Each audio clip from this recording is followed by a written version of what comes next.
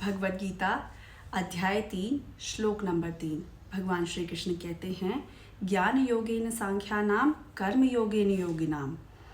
जब अर्जुन भगवान श्री कृष्ण से प्रश्न करते हैं कि हे प्रभु, आप मुझे ज्ञान की महिमा के बारे में बताते हैं, फिर मुझे कर्म करने के लिए कहते हैं, आप मुझे एक मार्ग बताइए कि जिस पर मैं चल सकूं, एक मार्ग। तो भगवान श्री कृष्ण कहते हैं कि चेतना यानी कॉन्शियसनेस को परिपक्व करने के लिए दो मार्ग होते हैं, ज्ञान योग और कर्म योग। इस संसार में अलग अलग प्रवृत्ति के लोग होते हैं, व्यक्ति होते हैं।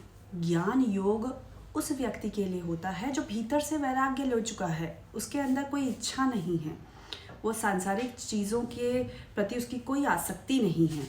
तो वह प्रश्न कर सकता है कि मैं कौन हूँ, मैं शरीर हूँ या चेतना हूँ।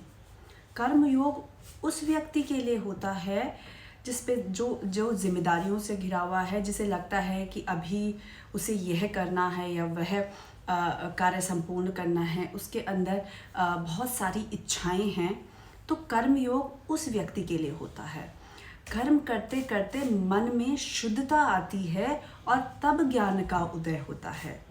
कर्म करना इसलिए भी आवश्यक है क्योंकि अगर व्यक्ति यह सोचने लगे कि मैं तो अकर्ता हूँ, मैं तो कुछ करता ही नहीं हूँ, तो आलस्य जन्म लेगा, उससे दुविधाएं भी बढ़ेंगी।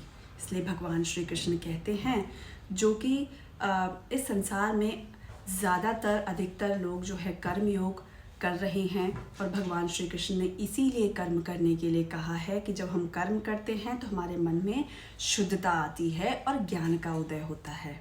संन्यास का अर्थ कर्म छोड़ना नहीं होता है, संन्यास का अर्थ होता है आसक्ति को त्यागना। हरे कृष्णा, नमस्कार।